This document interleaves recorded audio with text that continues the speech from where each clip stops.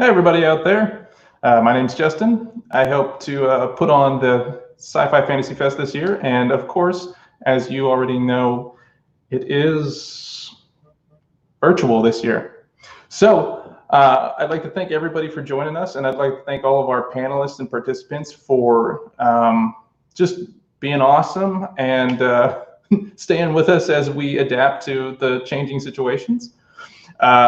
We're going to have a whole bunch of great panels for you this weekend. I hope you tune in. We also have a lot of stuff going on our on all of our social media. So check out our Facebook page, our website, hplscifi.com, and check out all of the panels coming up with our full program that we have on there. And I hope you enjoy the Sci-Fi Fantasy Fest this year as it's online.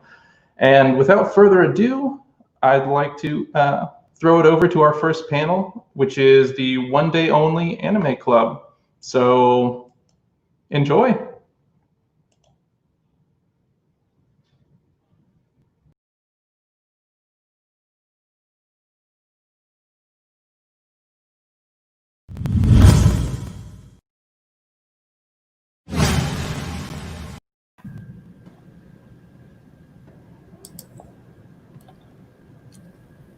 Hello, everybody, and welcome to our One Day Only Anime Club, where we talk about anime favorites and trends. I am your host, Melanie, and these are my co-hosts, Aubrey, Joseph, Nisha, and Olivia. So we're going to be going around the table, kind of talking about various topics in anime, and we'd like for you guys to chime in the comments section, and we'll do our best to include y'all in our conversation. So without further ado, let's get this party started. First off, I'm going to ask kind of an interesting question. What anime series or movie would you guys show a friend who has never seen anime or is not really a fan of anime? Or what anime series or movie do you feel is a good watch for all or most audiences? So. Okay, I think that any Studio Ghibli or Miyazaki movie would be the best. My personal favorite is Princess Mononoke.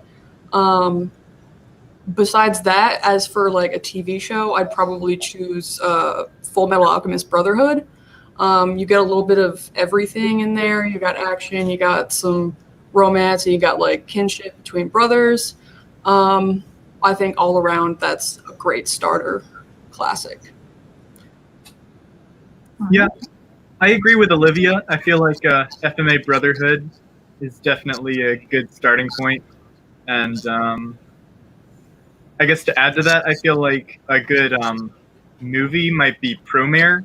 It's fairly recent. I feel like it's pretty accessible. Like it's not too, like it's pretty ridiculous and over the top, but it's like, it's not complicated, I guess. I don't know. I feel like if you wanted to like dip your toes into anime and like show them what it's about, I don't know. It's very exciting. I feel like also Your Name might be a good movie to show just because like it's totally palatable. I feel like it was made to be like as palatable as possible. It's like something you could like show to your mom. But yeah. I feel like SMA or Your Name or something. I actually watched Your Name in theaters with my dad, and I have to say I agree with you, except for like the opening scene. That was a little. Watching my dad in the theater next to me. Yeah. But yeah, other than that, I'd have to agree. Very, very beautiful anime and very good story. Definitely like jaw dropping. Yeah. What about you, Aubrey? So I'm going to piggyback off of both Axon, Ender, and Olivia here. If your friend likes Disney, definitely show them Ghibli, not Grave of the Fireflies. Ponyo, especially Kiki, Howl's Moving Castle, or Porco Rosso because they deal with curses, friendship, coming of age. If they like She-Ra, the magical girl, but not Madoka Magica, because everyone who's seen that knows that it gets real. Maybe show them Sailor Moon or Glitter Force or something a little friendlier like Fairy Tail, and then Madoka Magica.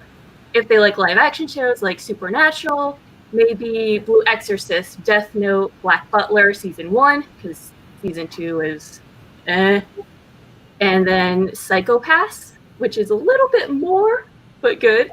And then if they are a nerd like everyone who enjoys stuff and have watched Firefly, then Cowboy Bebop, since that's like the prime anime. Definitely a classic. What about you, Nisha? Well, I mean, one of my first experiences was Dragon Ball, of course. So I would say that as a good starter. But I also like Erased. It has a live action and the anime, so I would say that because I'm a sucker for time travel. So. All good things. I think that I would have to agree with Aubrey on, like, if I was going to show someone that I didn't think would, maybe they're a little tentative about getting into anime, I would probably show them Ponyo first. That is such a good Ghibli movie. And I think it's, it's very all ages. It's bright and colorful. It's cheerful. My Neighbor Totoro is also really good, but I feel like it's a little bit dated and it's very slow. Yeah. I fall asleep watching it. I love it, but I fall asleep watching it. Yeah, it doesn't have as much action like Howl's Moving Castle, which is my favorite. Yeah. It's fantasy, it's wonderful, it's happy, it's cute. Oh, I want to add one. Whisper of the Heart is another old one. Also having to do with libraries. That's also really, calm. If people want to just like super ease into it, that's another really calm, cute way to go. Yeah, Axford Ender also mentions Trigun is really good if you're going with the kind of sci-fi Firefly vibe. And Cowboys in space. Yeah. Yeah. So I think that if I was going to show like a TV series, if I was going to show some of the more recent ones, I might actually start someone with My Hero Academia.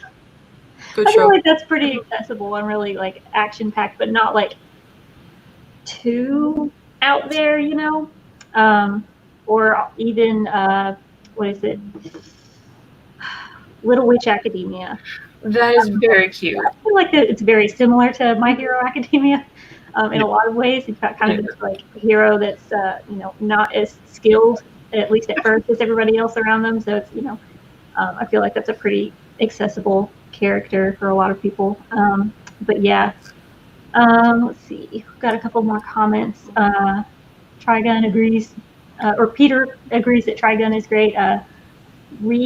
A Monster. I haven't seen Monster. Monster's great. Oh yeah. Yeah. It's like, I feel like if you like Stephen King books, like it's like it's not like Monster isn't like horror, but it's like it's thriller. Like it's super intense. I don't know. It's great. Yeah. It's basically like this doctor saves the life of this kid who ends up being a serial killer, and he's got to like take care of him. I don't know. Totally intense and fun. But yeah, anything by that author is great. All right. Okay, and moving on to our next question. In like 2005, the big three shonen anime/manga were Naruto, One Piece, and Bleach. Which titles do you think occupy the big three now? I couldn't really come up with three. I have two. One of which we already stated, which was My Hero Academia. Which is great. And then my other one, which was a recent watch for me, was Demon Slayer. That was really good. I really liked that show. Josie? Oh, yeah. I was pretty much going to say the same thing. I feel like the big three shonen series, like a couple months ago, would have been Hero Academia, Demon Slayer, and Promised Neverland. But just recently, Demon Slayer and Promised Neverland both ended around like the 20 or so volumes. So I feel like I'm wondering if like the status of big three is kind of like going out of style, because like I feel like 10 years ago it was a lot more common for manga to last forever. Like, Naruto and Bleach both clocked in at about 70 plus volumes, and One Piece is about to reach the 100 volume marker. Mm-hmm. But like I feel like shonen manga nowadays is going to be more like 20 to 25 volumes max. But there's a new series in Jump that's starting called like Spy X Family. If anyone's been reading that, it's only about like 20 or 30 volumes or 20 or 30 chapters, and it's supposed to be like a big up and comer. Oh. All right. What was that title again? It's like Spy X Family. Okay. I haven't heard of that one. Yeah. Yeah, I have noticed too that a lot of shonen manga are, putting out fewer volumes, but I'm kind of relieved. Oh yeah, it's definitely a good thing. Yeah.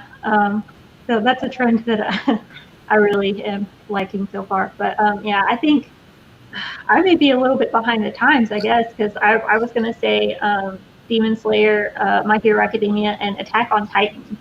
Options too. Sorry, what? I was going to say those are my options too. Yeah. So I was going to go with My Hero as well, and then Pokemon, since it's making another resurgence. Yeah. Yeah. With Ash's weird mustache. Oh no. Oh no. You see it? It's like here, and then nothing in the middle. Oh no. It's so weird. Okay. All right, let's take a look at some of our comments. Let's see. We've had suggestions about some of the Netflix anime that have been kind of showing up. Kipo, which I love. I don't know if that's technically anime, but it is very good. Highly recommend. And Beastars. I haven't watched it, but Joseph, haven't you? Oh yeah, I've got a lot How is that? of Beastars. It's very good. I was going to mention Beastars and like several other answers. It's definitely like probably my favorite thing that has come out in the past couple of years. It's just super intense. I don't know. It starts out like anime Zootopia, but then like they start, I don't know, like getting involved with the mob, and there's like a black market where you can like buy fingers, and I don't know. It's real weird. It feels like an editor never told this person like maybe reined it in a little bit, but I don't know. It's totally great. All right. Let's see. Peter says that One Piece, My Hero Academia, and Black Clover are what he would call the big three right now, since they're lasting a long time, like the original big three. Yeah. I could see that. But I think as far as just like popularity, I'd have to say Beastars, Zootopia rated R. More I could see that. All right. So moving on, what have been you guys' favorite anime that's come out in the last couple of years, and why? If you've got like a shoujo, a shonen, and a movie, that's fine. Hit me. Okay, so Weathering with You, which was by the same studio as Your Name, was not good as Your Name. I don't know why that movie was so good, because they also came out with Fireworks, which I like stopped watching halfway through and was like doing other things while I was watching it, which is kind of sad. But Weathering with You like got me there once it hit the climax of the movie. I really enjoyed it. And then recently I watched a Netflix movie called A Whisker Away, which I was kind of skeptical about because, I don't know, the girl seemed kind of stalkerish. She basically, gets a cat mask from a spirit, and she turns into a cat and tries to like get a boy to fall in love with her through being a cat. Yeah, it started a little rough, but it was really cute. It ended well. Yeah, that's about it for me. But yeah, I mean, I'll just reiterate Beastars is super good. Just love that anime. And I wrote down some other stuff. Wait, I had one. Sorry, Yeah. Josie. Carol and Tuesday. Carol and Tuesday on Netflix was really good. Oh yeah, Good yeah. show. I've heard people talking about that one, but I haven't checked it out yet. The music is really good. Yeah, it's by the dude who did Cowboy Bebop, so it sort of has that same tone of like kind of relaxed and ambling. What about you, Nisha? You seen any good anime these past couple years? Well, I just recently finished watching SciFi, and one of the English ones that I had seen before that was Sakamoto Deska. I forgot the English title. But Yeah. I like the bizarre humor in both of them. They seem similar. So, Yeah, Sakamoto is great. yes. So I love Psyche K, which I was very surprised about. Agaresco, Violet Evergarden, Seven Deadly Sins Season 1, Your Name, and Little Witch Academia. I was all very happy, like, all right, these are cute, these are happy, these are funny, this is my kind of anime. Mm-hmm. Yeah, those are definitely some feel-good animes. I think that I liked definitely Your Name. That was just a stunning movie. I haven't actually seen Weathering with You yet, but I'm looking forward to getting a hold of it soon. I think as far as series go, I really have enjoyed My Hero Academia. I was really skeptical at first, but I started watching it, and gosh darn it, I really have enjoyed the ride. And I think I also did really like Little Witch Academia and thinking Noragami. I really liked Noragami. I don't think a lot of people have heard of that one, but it's pretty good. Check it out. Look at some of the comments. Axren says his favorite series has been My Hero Academia. Favorite movie, The Wind Rises or Your Name, both can make you cry. Yeah. And he also likes Little Witch Academia as well. And Ree says, anytime this question comes up, I forget everything I've ever watched. I feel the same. Like everything falls out of your head. You just go deer in the headlights whenever somebody asks you a question. But yeah, there's been a lot of good things coming out lately. I did like Violet Evergarden too. That was precious. All right. So, what are some of your favorite lesser known anime? Like you think they're really awesome, but they just haven't gotten a lot of attention.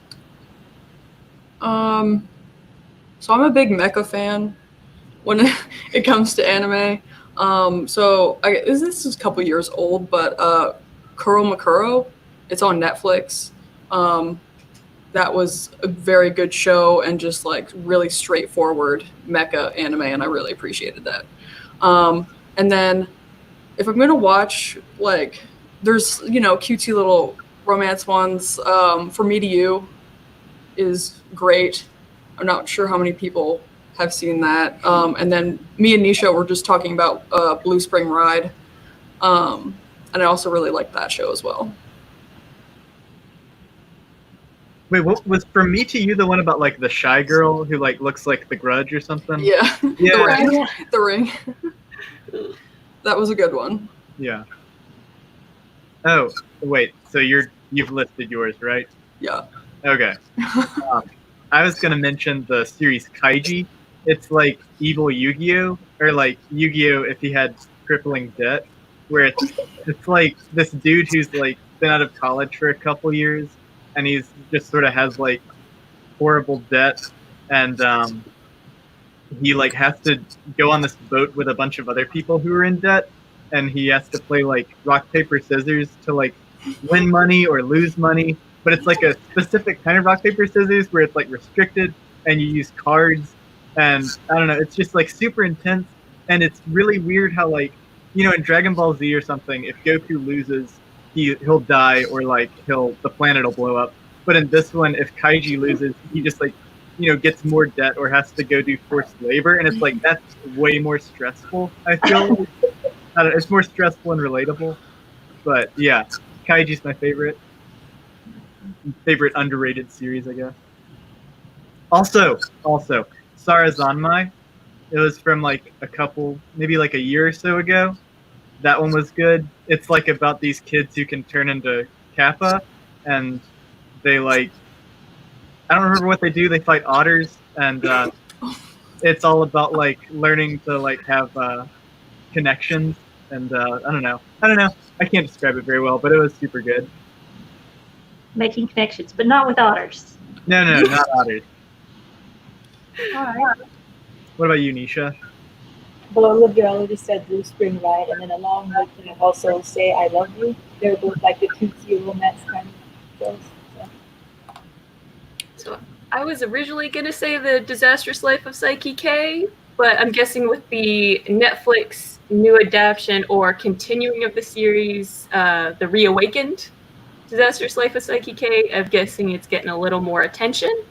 But if you are like Nisha and myself and enjoy the sarcastic comments made by a psychic who can literally destroy the world with a snap, then that is for you. Yeah, I'm not normally into comedy animes, but I've seen the first couple of episodes of it, and it is really good. I do really like that show. For me, I think that my favorite kind of underrated actiony animes would probably be, again, Noragami, and also Beyond the Boundary, which both of them are kind of like dealing with battling the spirit world and stuff like that. It's pretty cool. Let's see. Then for more like love story, girly anime, I really, really love My Love Story. Oh yeah, that's great. It's about this like big hulking like dude that's like really clumsy and awkward, and he has this like beautiful best friend guy who like all the girls fall in love with, and then but it's about his love story, and it's just like really awkward and endearing. I love it. It made me laugh so much. And that was My Love Story? Yes. Okay. Yeah, that's on my watch list. It's super good. It's so funny and cute. And then I think I had one more, but now it's slipped my mind. So let's take a look at some of the comments. Let's see. We've got Demon Slayer and JoJo's Bizarre Adventure are mentioned by Peter. Count of Monte Cristo anime adaptation by actor. That one's very artsy. Oh yeah, wild. Beautiful textures Yeah. in the animation. Let's see. Ree says, I hope I'm saying that right. Excuse me if I'm not.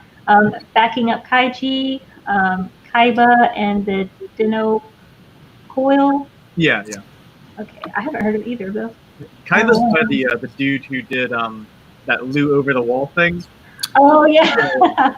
Yeah, it's super. It's worth your while. I don't know. It's like 12 episodes. It's very odd. Axeman says another underrated one is Eden of the East.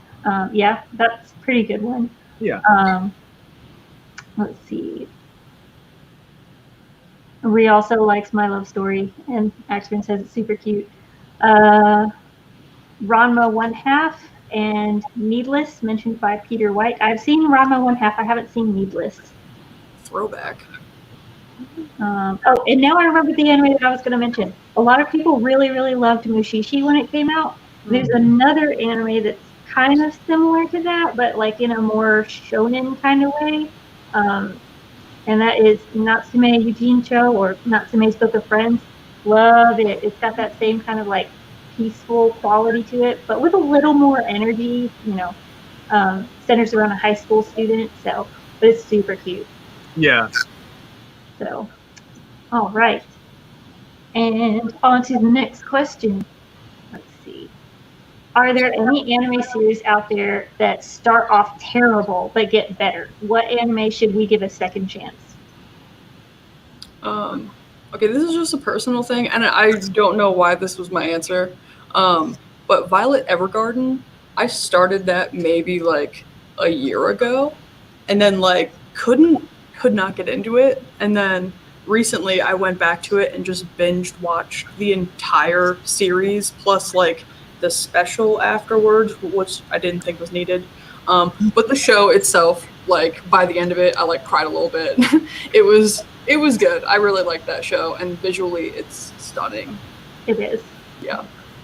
I totally agree. I watched the first episode and I was like, I don't know. I was kind of confused by why a bunch of my friends really liked it, because it was just like this girl who like is just so sad and doesn't have hands or something.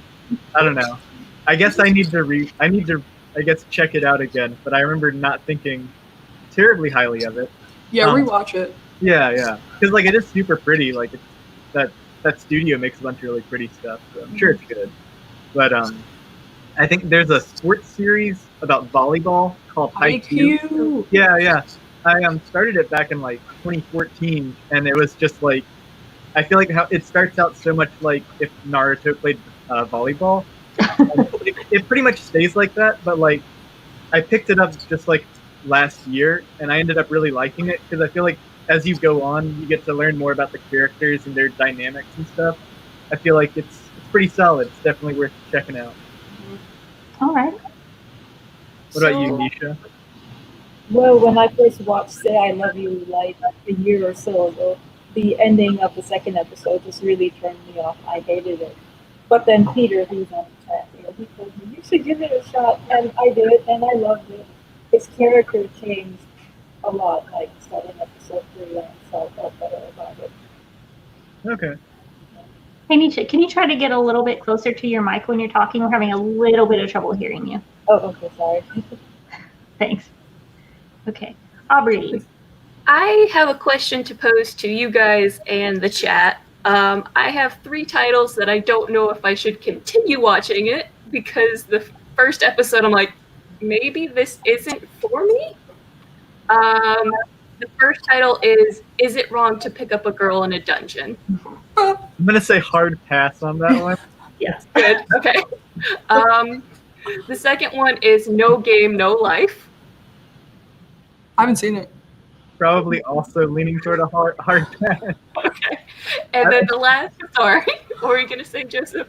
I think just in general, the shows that are about like people who play video games or like where they're in an MMO or whatever, like typically I feel like they're kind of questionable. Mm-hmm. I don't know. Which is why I like the first half of Sword Art. Yes. And then I'm like, all right, I'm done. I've heard similar things, yeah. Yeah, I never then- moved past episode 1, so. What was that, Nisha? Oh, sorry, I never moved past episode 1 of Sword Art Online. So.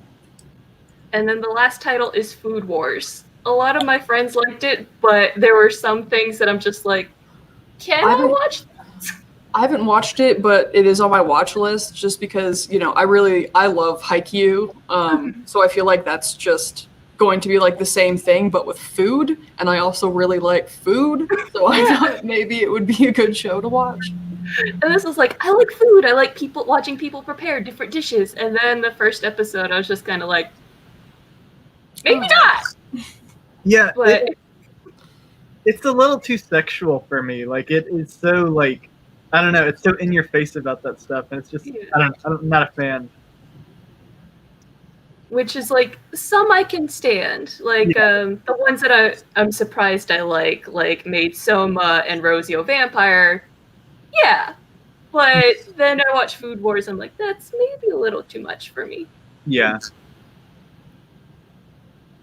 Down in the chat, we've got some agreements about Sword Art Online. Yeah, yeah. After the first season, it just Gets creepy. yeah. One anime that I've heard people tell me I should give a second chance is The Rising of the Shield Hero. Don't do it. No. Okay. It's another one of those like video game ones where you get stuck in the video game. It just, I don't know. Yeah. Oh, and also that time I got reincarnated as a slime. Again, No. video I game. didn't want to watch it just because the title was like ridiculous. I've heard really mixed reviews on that one. Some people are like, oh no, it totally turns, that whole trope of, somebody from the modern day gets thrown into an MMO style fantasy world and it's great. But I'm like, but isn't it just another one of them? I mean, really? So I don't know. Yeah. Okay, so moving on to our next question, kind of in a similar vein. What anime did you enjoy at first, but then disliked as it went on? Or was there an anime that you were really looking forward to, and when it came out, you were just like, oh? I honestly don't really know how to answer this question. Because if I don't like an anime within like the first episode or two, I just stop watching it. So I don't think I can really answer that question. Mm-hmm. I think there's a manga I really like called Golden Kamuy, and it got an anime adaptation, I think, like in the past year or so, and I like the manga is super good, but the studio who decided to adapt it, it felt like they had about $12, and so it just like ended up looking really like cheaply made. I don't know. It was very disappointing. Like the series is good, just the anime is not good. And I think there's a recent series on Netflix called Brand New Animal. It's by the studio who did Promare, so I was really excited for it. But it's very tepid. I don't know. It's very like, it's like they don't want to rock the boat, but I feel like the studio trigger is like it's only good at rocking the boat. So I don't know. Joseph, I have a question for you. Yes. There's a Netflix show that keeps coming up that looks a lot like the same, like Promare. It's called BMR, I think. Have you seen it? I think that's BNA. Is that what it is? Yeah, yeah. Okay. Because it keeps showing up, and I'm like, this is a lot of bright colors. So I thought that was the same thing. Okay. It's pretty, but like it's kind of boring. I don't know. Okay. Okay. Nisha, what about you? Any anime that you thought you'd like, and then as you got into it, you're just kind of like, Well, I had heard, all these good things about Yuri on Ice, and then we all watched it. It's like, it's okay. I mean, it wasn't all that. Maybe it's because we watched the dub. I don't know, because I'm a sub person. So that hurts my heart, Nisha. I'm sorry. I know. Yeah, that was a good show. You're wrong. Okay, I can be wrong. I kind of feel you, because like I love Yuri on Ice, but when I first watched it in 2015 or something, I just wasn't won over by it. But then when I ended up rewatching it I guess last year, I really liked it a lot. I think maybe I'm not into the sports stuff. Oh, okay, yeah. I love sports anime for some reason. I'm not really into sports anime either, and I don't really like watching sports in general, but I will watch ice skating. And I don't know, I felt like it was a really feel-good kind of anime, so I really enjoyed it. Yeah, one of my friends came over who's very much here's an anime, we're going to watch it all day, and you're going to like it. And she did the same thing with Death Note, which I'm happy she did. I don't have any that I've tried. It's like, should I continue? Let me ask experts if I should. But sorry. May I backtrack to the first question before? Yeah. I was surprised how much I like Kill la Kill. Because I was like, this is weird, and it got weirder, and then it went full circle. I'm like, this is okay. All right. That's an interesting. Sorry, that's an interesting pattern there. I'm going to kind of throw y'all for a loop and ask a question. What is an anime that has been really, really popular that you just did not like? Uh-oh.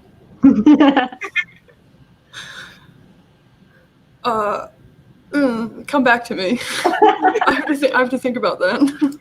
I would have to say Devil May Cry Baby or Parasite or Attack on Titan, because that's not the anime I watch. And I know those are all very liked animes, but they're just not for me. Attack on Titan goes either way for people. Like, either you love it or you hate it. I really liked Attack on Titan, or the concept of it, and I thought the action scenes were really good. But some people are just like, it's horrible. The characters are horrible. Everything's bad. I'm like, okay. I feel like I agree with both parties. I think it's not a good series, but it's very pretty, and it has cool ideas. But I don't think the author knows how to like handle them, I guess. I'm gonna stir the pot. I'm not a huge Hero Academia fan. Not a huge fan. I don't know. I feel like I grew up with Naruto, and then I go to Hero Academia, and I'm like, okay, this is like Naruto, but I don't know. Except for the main character's way less obnoxious. Fanboy. Like, I like that Naruto's like kind of like a wannabe punk. I don't know, but I like Deku's character too. Like I like that he's like, he's like super hopeful, even though in spite of like being a loser and everything. Like I feel like he got too powerful too quick. It's like I wanted to see how he would navigate the hero world without being a hero, and you get that for like the first season or so, but then like, as he's able to control his powers, he's like, he's just powerful, I guess. I don't know, but it does have a really good cast. Like, I feel like all the characters are very fun to see interact and stuff. I feel like I'm just not crazy about the fights. Like, if it were just about school life, I would probably love that series. But I don't know. I feel like the fights are just a little like, I don't know, derivative, maybe. I don't know. They're just like not super engaging to me. But like, I get why it's well received, because it's well made, for sure. All right. Nisha, what about you? What was the question again? Are there any anime that are just like super popular that you just really have not been into? You're gonna hate me again, probably, but Your Name was okay. I mean, yeah. Oh, Maybe I just don't have a heart or soul. That's probably but, I mean. I'm sure that's not true. I do agree with Nisha, because like, I think it is like a super it's a good like first step into anime. But I think because like I loved it when I saw it in the theaters, because it's just like such a big, bright, huge spectacle. But I feel like it's almost like the anime, like not Avatar: The Last Airbender, but like James Cameron's Avatar, where it's like everyone saw it and it was huge and beautiful, but then like you ask somebody in 2020 like what was Avatar about, and no one can really say. But See, for me personally, I prefer like a longer series so that I can get more invested into the characters and their thought processes and their growth and all of that. A movie just can't really do that for me. So. Yeah. I can respect that. I can't. I can't either. All right. It's okay, Nisha. You like Psyche K, so we're still okay. All right, Aubrey, what about you? Again, Attack on Titan. Yeah. It's just not for me, which, I mean, understandably, Nisha doesn't like Your Name. So I understand. I can respect it. No, I didn't say I didn't like it. It's just it wasn't as mind-blowing to me as it was to other Everyone. people. Yeah. Okay. One Piece. Since whenever it was in Shonen Jump, like I've known about it and I've just never been into it. Like, I don't know what it is, and it's still going, which just makes it just feels like it's kind of, people are still into it because it's such a long-running show. But no, I never got into it. I don't know what it is. I couldn't either. That one's just not for me. Anime that have been really popular that I just really didn't like. Aubrey's gonna hate me for this. I hate Death Note. Oh. Oh, and Nisha too. I forgot you love it too. Oh yeah, no, I hate Death Note. Let's not break each other's hearts, so I don't. I hate the live action. We can all agree on that. That's the only good Death Note. It was a comedy. It was great, actually. I do. No. Willem Dafoe is Ryuk, and the Naked Brother band guy is. Yeah. Was it Nat? Nat Wolf? Yeah, it was Nat. He was also in Hereditary, I think. Yeah. Okay. I think Ree brings up a good point. Aaron was a loser at the beginning of Attack on Titan, but then he became a Titan. That was when I fell off the wagon for Attack on Titan too. And more characters should be losers. Oh, I get it. So he kind of became like one of those characters that just can't be beaten. It's just another main character that can't be beaten. I get that. Gotcha. Axron says that they like the first 2 seasons of Death Note. How many seasons were there? There's I thought it was 2. Yeah. There's only 1 season? I thought there was more than 1. That's like. It's hard to tell how they divide them up sometimes. But Oh yeah. I mean, I know there's like 2 parts, but I always thought it was 1 full season, but I may be very, very wrong. It's one full show. Yeah. Okay. Maybe they mean like post L. Yeah.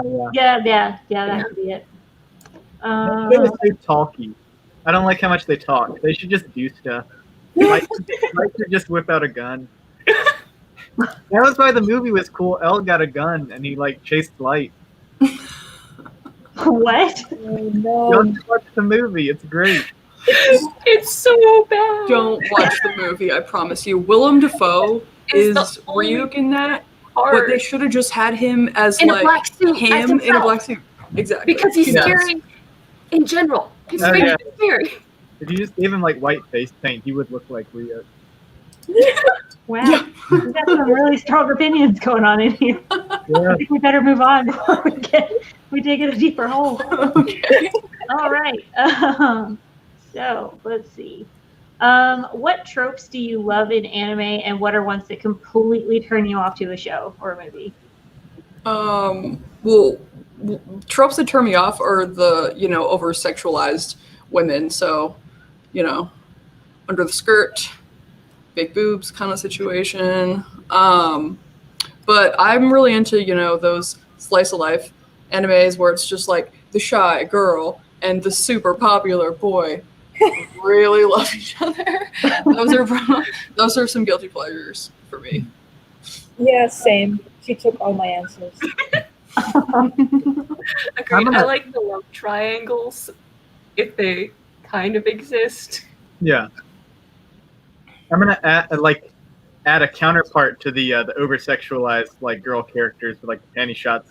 The funny pervert character in a bunch of quotation marks. Like they're never funny, but they're just like making everyone uncomfortable. I don't know why anyone would hang out with them. Yeah. 'Cause I wish Hero Academia didn't have the great-headed kid. He looks like Steven Oh yeah. Yeah. That.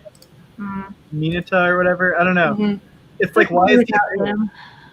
It's like who's the character in Fruits Basket that turns into a dog? Shigure. Right. He's one of like on the line, like okay, this is okay level of creep. And then Is there any okay level? okay, there's no level of good of creep, but compared to like certain characters in anime, like the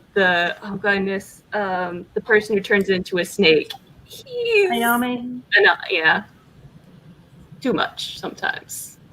I don't think he's necessarily creepy, just as he doesn't know what boundaries are at all. Like he's not trying to be creepy or like sexualize any of the other characters. He's just awkward.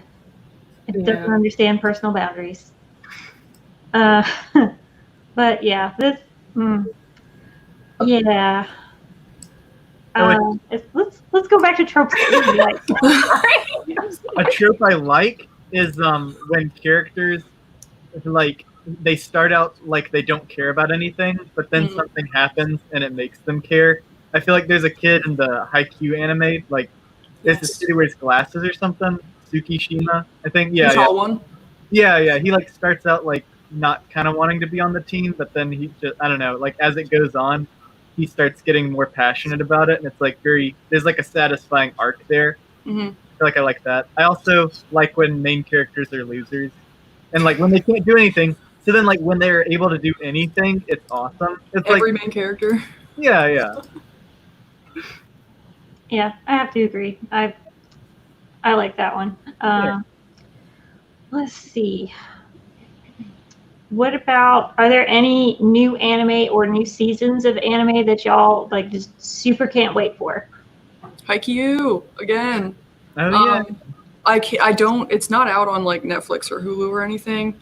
So I don't know how I'm going to watch it, but that's probably I'm super excited for that. I love that show. I love sports animes and inspirational sports movies in general. But that's a really good one. Melanie, you should watch that, even though you don't like sports. And then, of course, My Hero Academia, whenever that comes out. There's a series called To Your Eternity. It's by the person who did A Silent Voice, and it's going to be like a full anime series, and it's super good. I'm excited for that. I think it's coming out like later this year. Yeah. What's it called? To Your Eternity.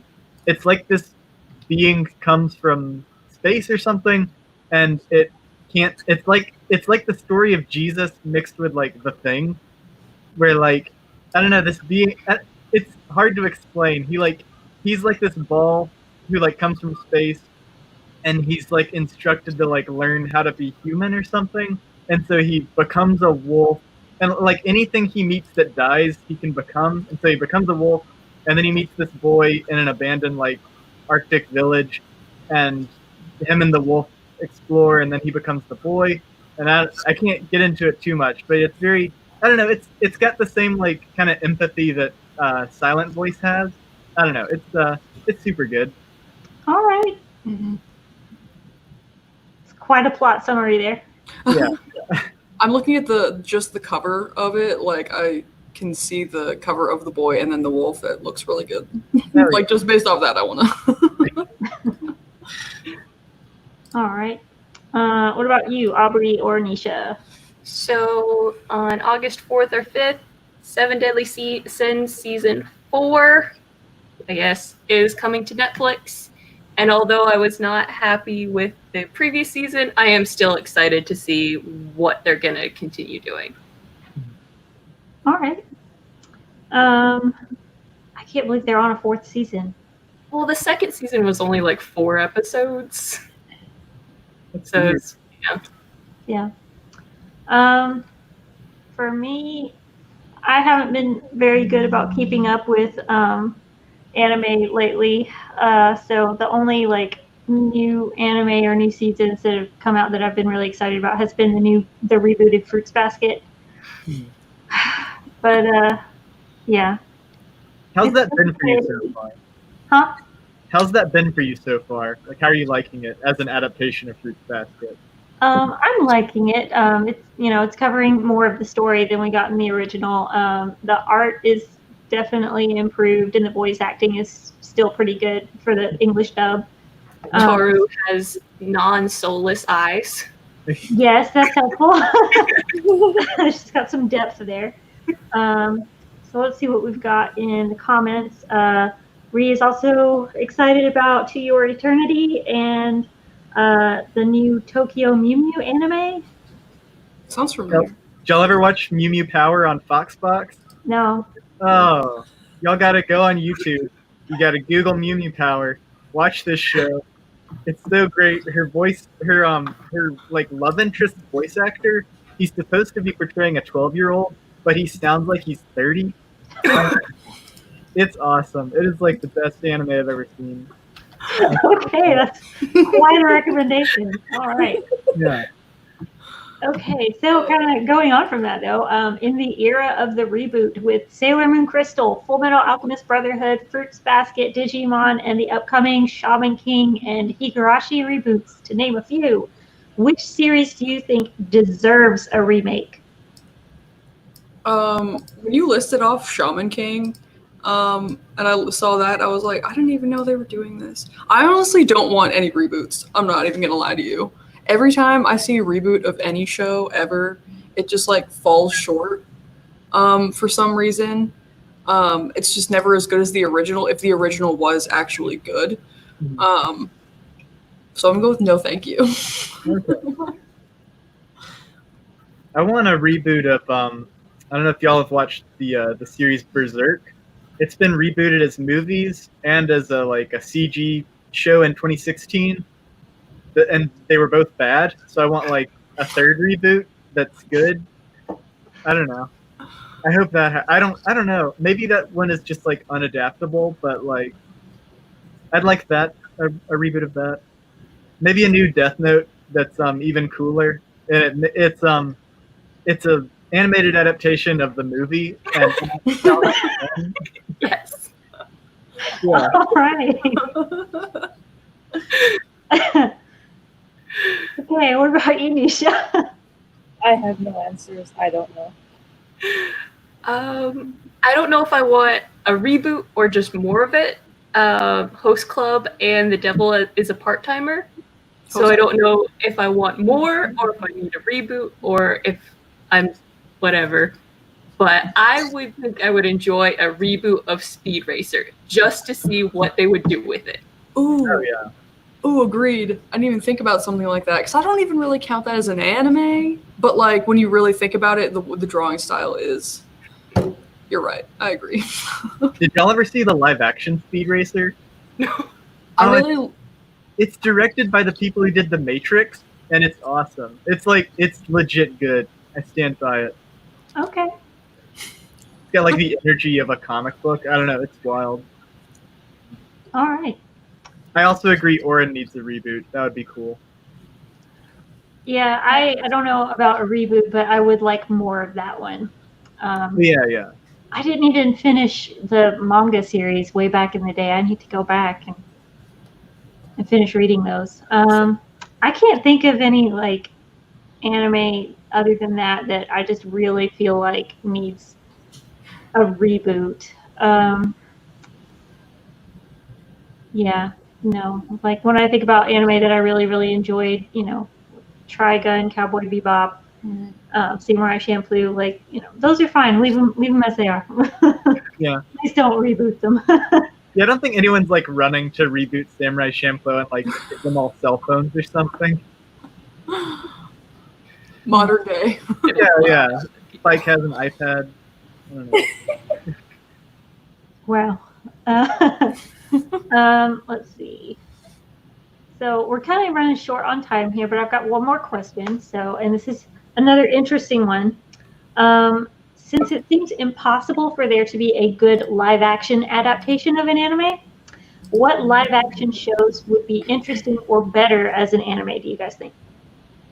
My first thought was The Walking Dead, but that's already like a graphic novel, so there's you already have like both visual aspects of like, illustration and, live action. There is a British show called Misfits that I really liked. It's super quirky. There's a group of people who get hit by lightning in this freak storm, and they all get really strange superpowers having to do with their personalities or things that have happened to them in their lives. It's just like them going through their daily life with these new superpowers, and they meet other people from the storm that has had superpowers. Or maybe Dexter. That was my other thought. Murder mystery. I hated the ending of that show, though. Dexter? Yes. Sames. It lost I me. think they do it better in the book. I haven't read the book. It's by... We have them here at the library. Yeah. We do. I look at them all the time. I would be interested on watching either Lost as an anime, Breaking Bad if Bryan Cranston voice acted his character, or NCIS because watching Gibbs head slap Denozo and then Denozo going like hurling instead of just going ow, because everything is so exaggerated in anime. I would love that. Just any crime drama turned into an anime, I think, would be interesting. Boondock Saints movie, but yes, and Willem Dafoe. Yes, also that. He's re-up now. All right, Joseph, what about you?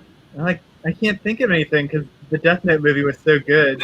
Like, what, can't really be improved.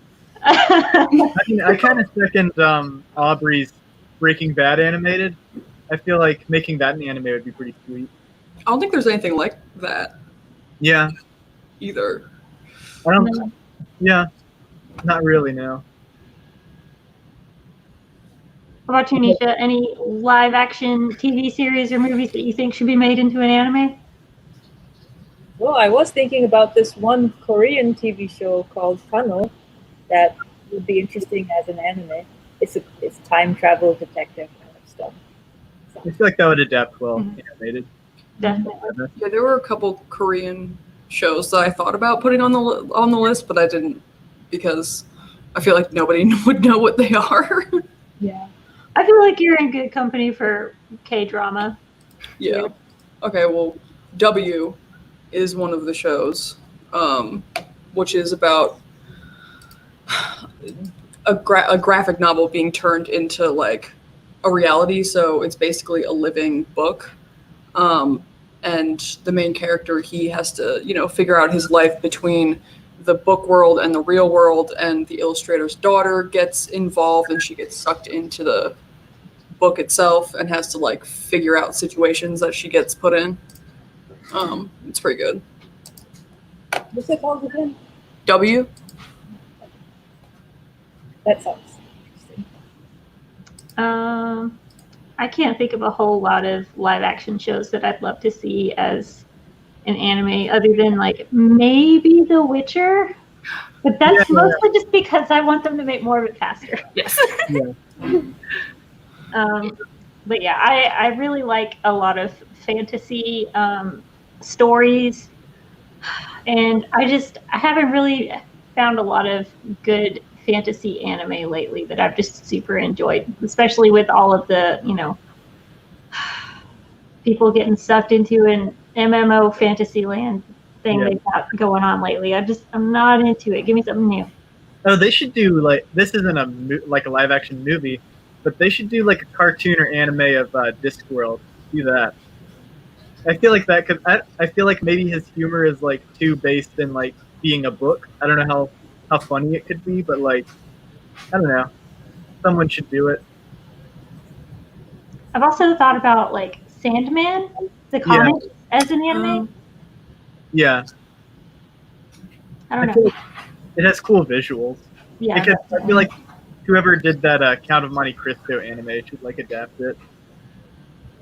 Yeah. All right. So we are coming here at the end of our time. So I wanted to just say thank you to everybody for coming out and talking nerd stuff with us. It's always a pleasure. Be sure to check out the other panels happening at Virtual Sci-Fi Fantasy Fest. If you like anime, we have a couple more panels happening. We have Anime Bingo with Photon happening tomorrow, July 25th at 1 p.m. So join me and Aubrey for that. I keep pointing the wrong way. Also, if you love anime as much as we do, check out our new monthly program, Anime Movie Club.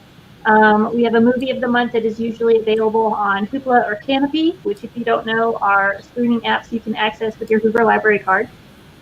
So we watch the movie before Anime Movie Club, and then we come together and talk about it. We give you a little rundown of the history and production of the film, and then open the floor to discussion. It's usually pretty fun and lively, a great excuse to widen your anime horizons. So that happens on the second Friday of the month at 7 p.m. Check out our library calendar online or our Facebook page to get the link to it. And other than that, that's all we got. And that's with you and Joseph, right? Yes. And Sean. Other way over. Okay. I don't know where we are. But yes, that's with me and Joseph and Sean. So again, thank you guys so much for joining us, and thank you all, my lovely co-hosts, for our rousing discussion. Thank you guys in the comments. We've had a lot of good feedback from y'all. And we'll see you next time. Happy sci-fi, everybody. Bye.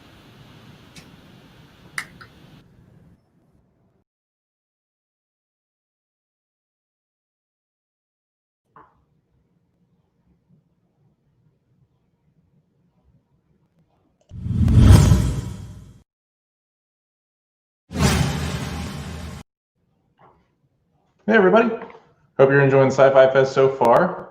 Just wanted to let you know the panels we've got coming up. At 8:30, we've got 3 really great Zoom panels. You can find the links on our website. That's hplscifi.com. Coming up at 8:30, we have Disney Plus, a panel just everything on Disney Plus.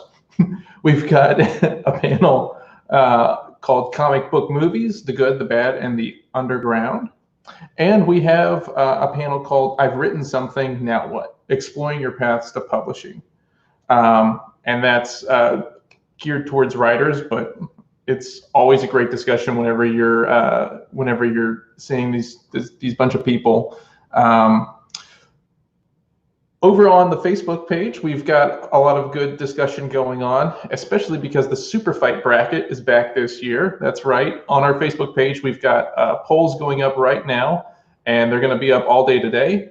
And then the winners of the fights from those polls will go on to fight tomorrow, and it'll go down to the championship match tomorrow night. Right now, it's kind of fascinating. Long John Silver from Muppet Treasure Island is beating Ronan the Accuser from Guardians of the Galaxy by a hefty amount, and it's Tim Curry, so I give my blessing on that one. But check out our Facebook page and our website for a whole bunch of fun stuff to do all throughout the weekend. We've got a text-based adventure game on our website. We've also got an online breakout room that you can do. It's really fun, put together by Aubrey, which you just saw in the anime panel, and I hope you check it out. For a full list of events, you can go to hplscifi.com/2020, and that will get you the 2020 landing page with a full list of events and links to not only this live stream, but the track panels that will get you the Zoom links to all of the Zoom discussion panels coming up. So I hope you stick with us, and hope to see you in some of these panels.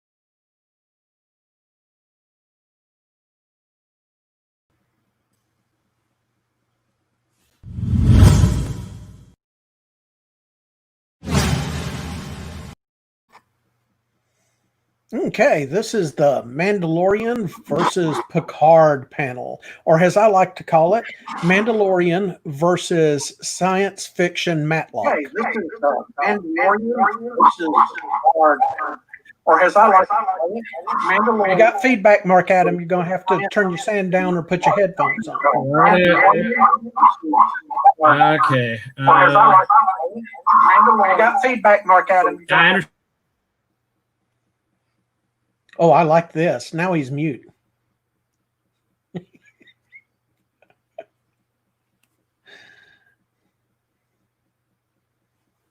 Can't hear a word, Mark Adam. Which is probably for the best. Look, why don't you just nod or shake your head no when you hear something you do or do not agree with?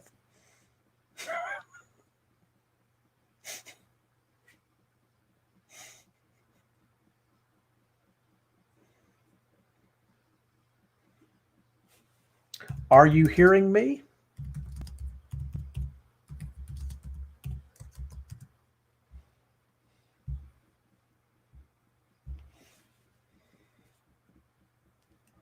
Well, I can't hear you.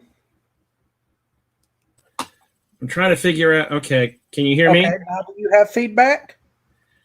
I can't hear you. How's the feedback? Trying to figure out. Okay, can you hear me? Okay, now do you have feedback? I can't hear you. You were seriously lagged, Mark Adam. Trying to figure out. Okay, can you hear me? Okay, now do you have feedback? Hold on a second. Let me. I can't hear you. You were seriously. Hold on a second. Yeah, if you have headphones, plug those in. No, the problem is I didn't realize that I had somehow I was doing something else and I'd popped up. Hello. The thing from YouTube was running in the background. I didn't realize YouTube was running in the background.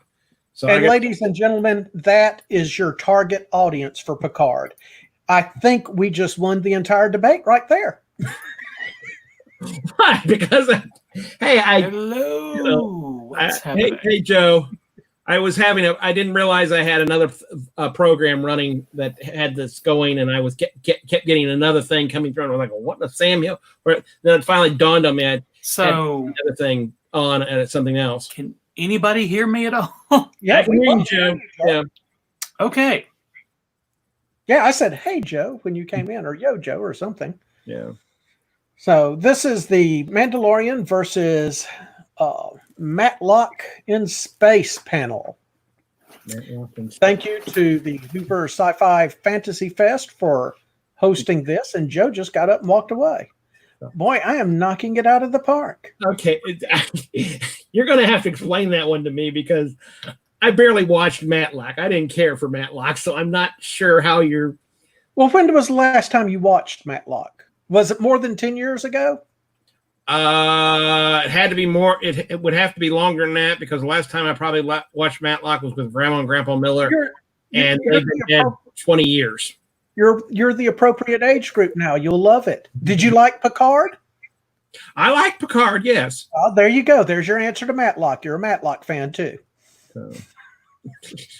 Not really. But then again, I'm not much of a Mayberry fan. It's the same demographic there. Picard's made for an aging base that doesn't want new ideas, that wants to safely revisit old where is Joe? I don't know where Joe went. Well, anyway, I'd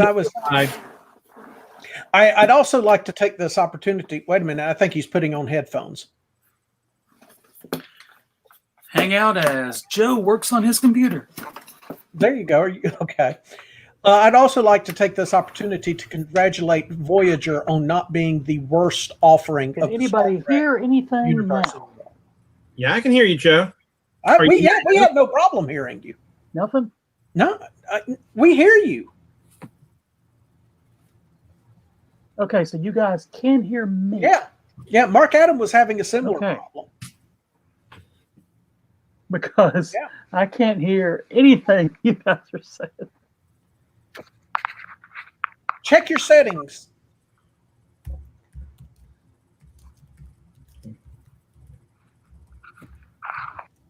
I'm glad you guys can hear me though. Oh yeah, we can hear you, but you can't hear us, can you? At all? Okay, Joe Crow can't hear. Justin, are you there? Hello. Joe Crow's having trouble on his end. Mark Adam had a little problem logging in. Is there anything you'd recommend? Let's see. Now, I hear you guys. You can hear us. Yes. Okay. Now we're good.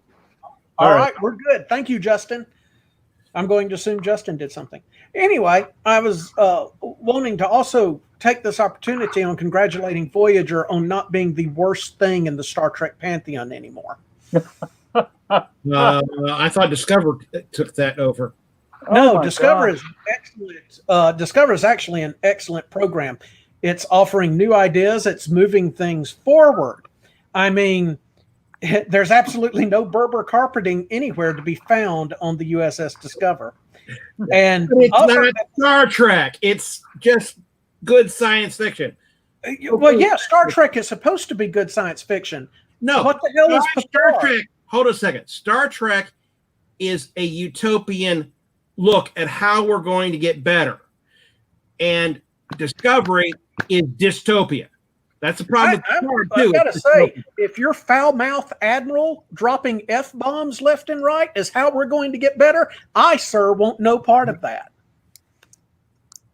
I'm so happy to be here with you guys doing this. This is great.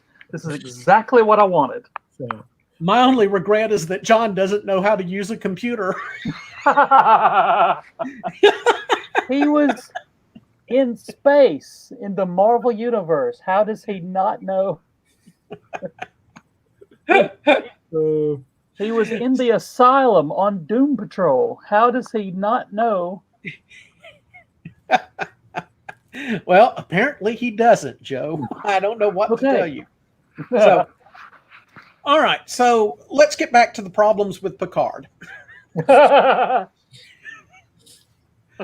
What did it offer? Seriously, Mark Adam, why did we have to have Picard? I can tell you why we had to have Discover. Why did we have to have Picard?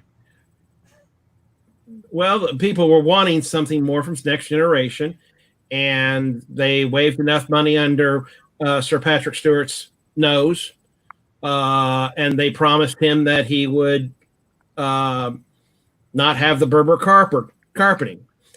I guess, and didn't have to wear the tight uniform. I grant you, I like Picard in certain aspects. The only problem is the ending is X-Men 3. On behalf of X-Men fans everywhere, we wish you would leave Patrick Stewart alone and let him retire gracefully. For goodness sake, Mark. Well, X-Men 3 ended up with Xavier dying and going into another body that had a brain dead, or however you want to, a non-functioning brain person. Why are we doing this? Still a better Patrick Stewart outing than Picard. And then okay, well, what I liked about Picard is Patrick Stewart. He's good in anything, playing himself. He's just and seeing him be Picard again was what I wanted from it. They said all along, oh, it's not a reunion show. Well, that's what I wanted. You shut your filthy mouth. I want a reunion show. And they gave us that. Reunion show. They gave us that. We had Jonathan Frakes as Riker. We had Deanna. No, what I'm saying is, in that one episode, there and then the stuff with 7 of 9 was just, nah.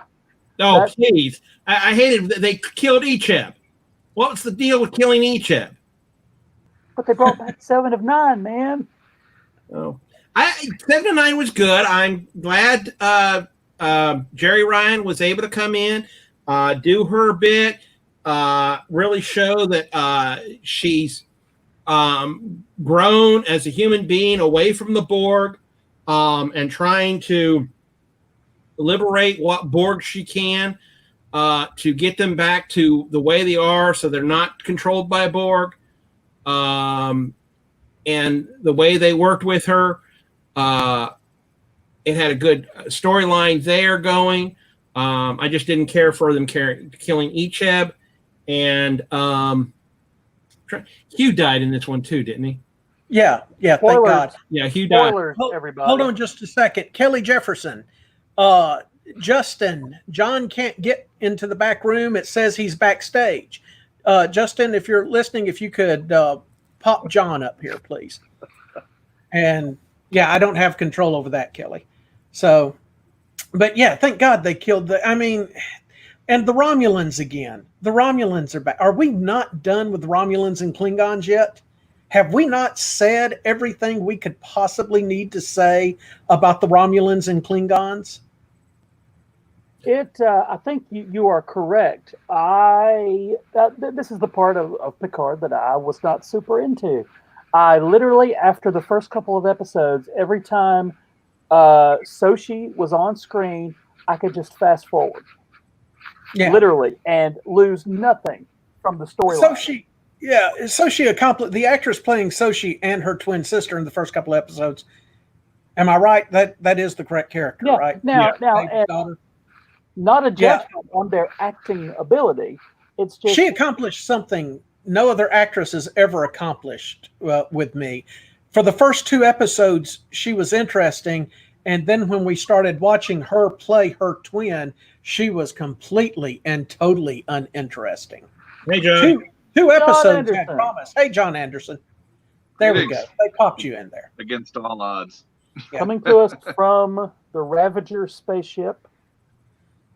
Basically, the Star Wars fans are asking why any of this was necessary. The Star Wars fans are asking why Picard was necessary. Yeah, at all.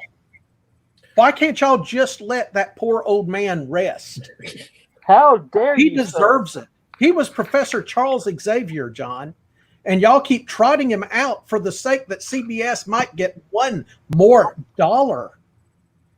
Well, John can't. I agree with you. I agree with that. It's nice to see him and doing some of this stuff, but yeah, we need to move a little more forward. We need to. That's what Discover is for.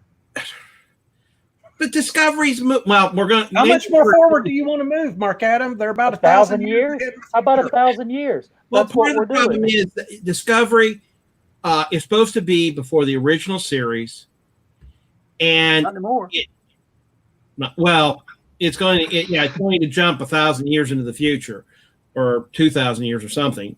But in season 3, but it's still you're showing stuff because Star Trek is over 50 years old.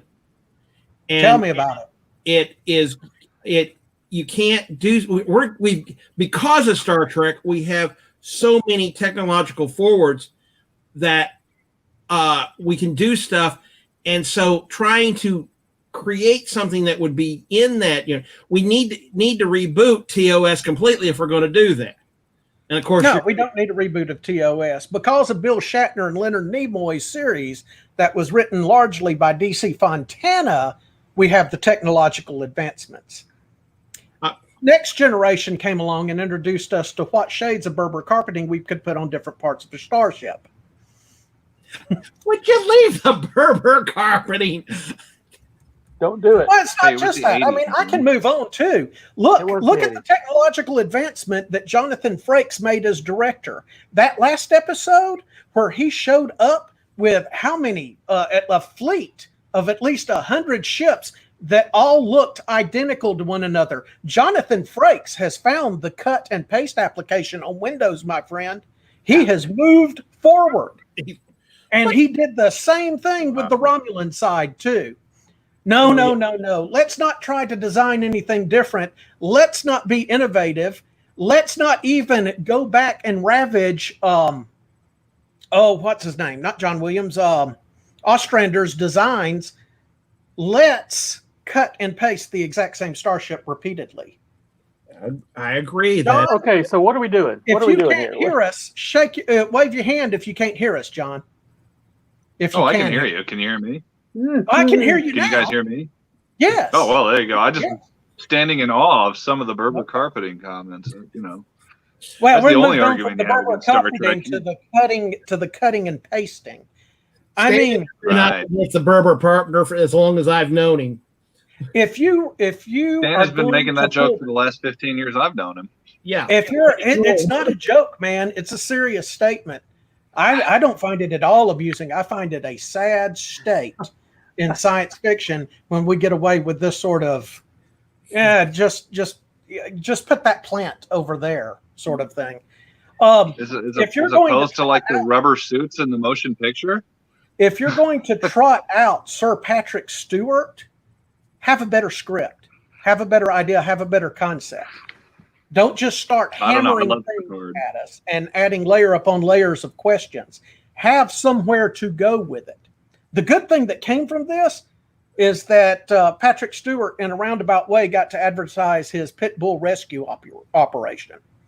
Yeah. And I understand that it benefited greatly from that because people started looking into who number one was. And by the way, this number one, far better number one than I've seen side with Stewart in the past. Ouch. Oh, ouch. Yeah, I'll grant you, number one was a little stiff in the original series. In the original series, I'm looking at a picture of him from Picard right now. He looks like Grizzly Adams meets the Sears catalog. And yeah, Both of those I are did great enjoy things, Grizzly Adams. man. Grizzly did Adams enjoy and the seeing Sears the catalog Adams. are great things. Why? I love Grizzly Adams and the Sears catalog. I don't like them when they're combined, though, dude. I did enjoy seeing Deanna show up for one episode to tell everybody what she thinks they feel. Mm-hmm. Right. Bravo. The most interesting aspect from it, and they're crazy if they don't do this, they need to spin off 7 of 9. Oh, yeah. That's your Star Trek series right there. I Away from disagree. Star. If you're going to spin off anything from Picard, they need to spin off Riker, Troy, and that kid they had. Oh, you are stole the episode. Are you? I loved that. Their kid was great. John, I'm looking. Thank you, Joe. Have you got ventilation in that room? I do, man. But I just thought the best thing about the Riker Troy episode was their daughter. I thought she was great. I would love to see more of Riker and Troy in space with the kid. Yeah. Are you going the to family element in deep space? The elements of the child of Riker and Troy was very well done. The family dynamic. Yeah, that was a There nice is no- dynamic. We could do the Riker bunch maybe. Yeah, I can't right. wait to see this daughter running around telling people how she thinks they feel too. What a wonderful, engaging. Well, look, that's what my daughter does in real life. So, Yeah, like every other teenage girl. yeah, exactly. Every Well, there you teenager go. comes running around telling everybody how they feel about everything. And what's Troy's excuse? Troy was great. Okay, there we go. Maybe she's Yeah, a teenager in Beta Z years. I don't know, but then that makes it gross because now she's married to Riker. Okay, never mind. Yeah, I it's withdraw little that. Cradle Robber, what do you expect? I withdraw that statement. But I liked a lot of Picard. I wanted them to just completely sequelize the Next Generation instead of skipping over 30 years of it to get to where we were for Picard. I want to know about everybody.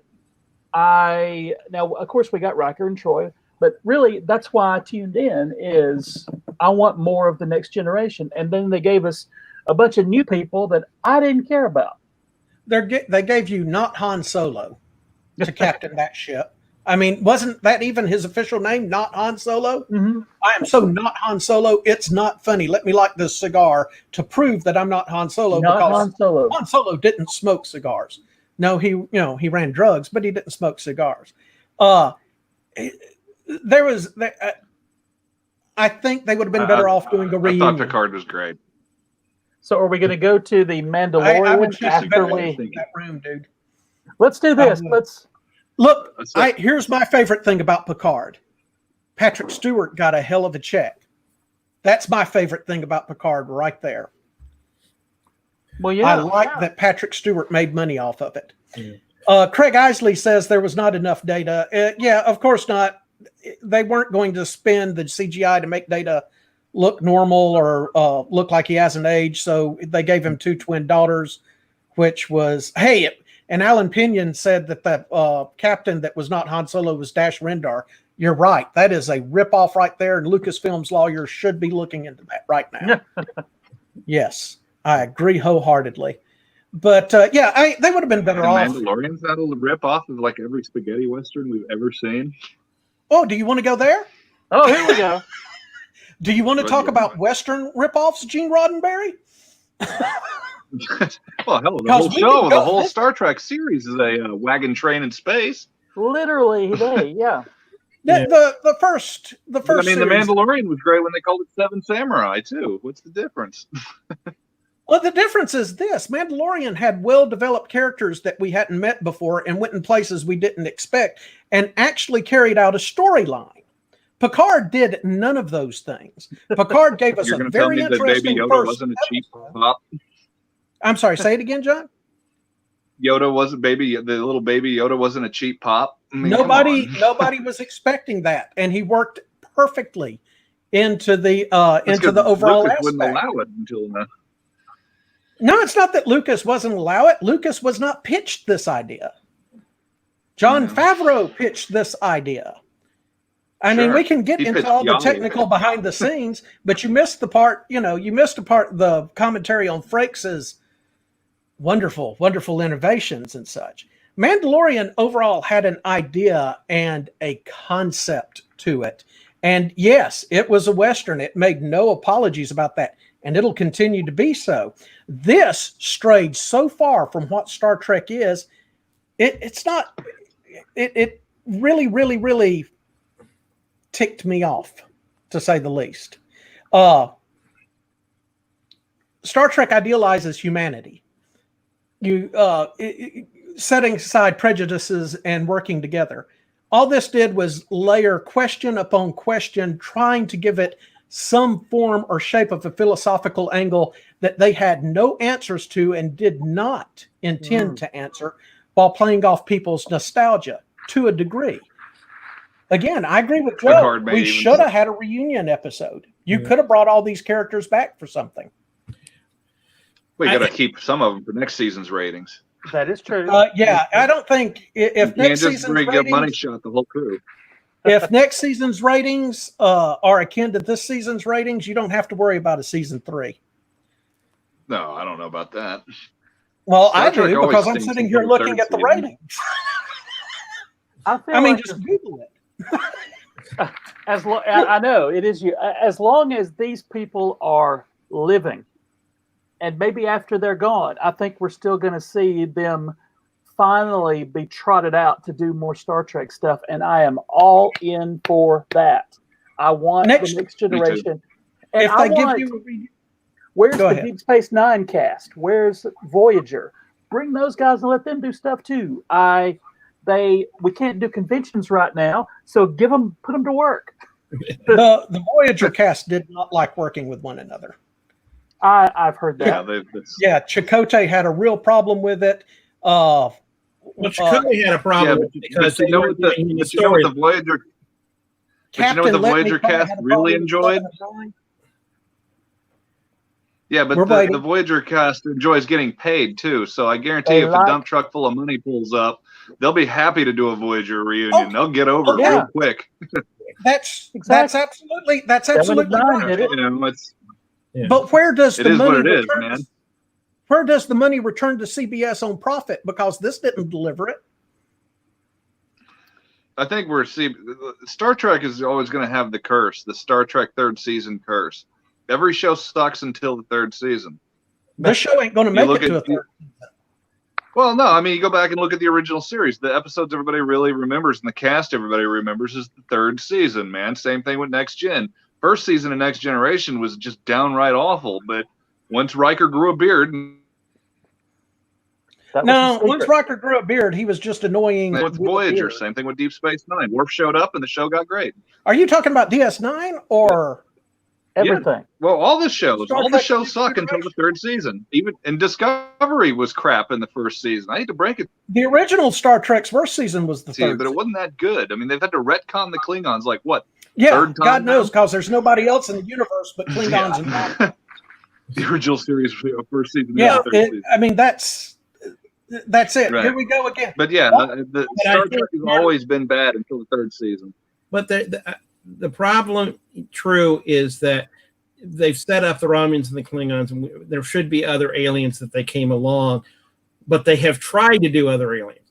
Ferengis failed until Quark came along. Quark brought the Ferengis out of their stirrup. From Voyager, you have the not Nostradamus. Dang it, what are those people called? From the first season, yeah, the Kazon. The Kazon, that were a bad imitation of a combination of Romulans and Klingons put together in a bad way. The Cardassians were the most interesting anti-heroes or bad race or villainous race that they had running, and they played off of that well, especially in the Next Generation. Yeah. And that's saying something, because the Next Generation overall does not hold a candle to the only 3 seasons of the original generation, even with all the advanced effects and everything. Deep Space Nine continued to play the Cardassians real well. Mm-hmm. And we just gave it up because people recognize Klingons and they recognize evil Vulcans. That's, I mean, and look, all of that would be fine if they just stuck to what Star Trek was about. Star Trek's not about this. I go back again, Joe. You're correct. If they wanted nostalgia, go for the nostalgia. Bring them all in. Craft something around that. You could do enough with Spiner to make it work. But instead, I don't know. What we get is poor Patrick Stewart looking like he needs to sit down every 15 minutes and a bunch of ancillary characters that none of us care about. Did you care about the Doctor? Look me in the eyes, John, and tell me you cared about that Doctor. No, tell me actually, you cared about anybody other than Picard. But again, I'm not going to beat it up like that because it needs another season or two. It's it didn't have. Okay, when we say it had 1 season and 2 seasons, back in the olden times, one season was 20-something episodes. Mm-hmm. This is That's 10. true. Also. So now that pushes the amount of episodes that it needs to be good way further into the future. So well, damn, Mandalorian hit that learning curve with episode 1. The problem had nothing backing it up other than the Star Wars name. Disney marketing had nothing backing it up other than Disney marketing. What is CBS, John? No, is CBS man, it's like they did the same thing on Guardians of the Galaxy. They did the same thing on Guardians of the Galaxy too. The minute I saw Baby Groot, I was like, "Oh my God, this is going to make millions." And the same thing happened with Baby Yoda. They were like, "What do we got that we can do in Star Wars?" But the thing to is, match that kind of money. But you see, everybody's forgotten about Baby Groot until somebody brings him back up. We're still talking about where the Mandalorian could go. Yeah, he's got the baby, but we're anxious to learn. Knock off Boba Fett. Boba Fett's coming in. And as for a knockoff, come on, really? Boba Fett was cheap and cheesy. It was the cheap and cheesiest part of the original trilogy. I mean, he really Boba Fett wasn't even He showed up and made a was he? phone call. He showed up and made a phone call from Cloud City to let the police know where the smuggler was.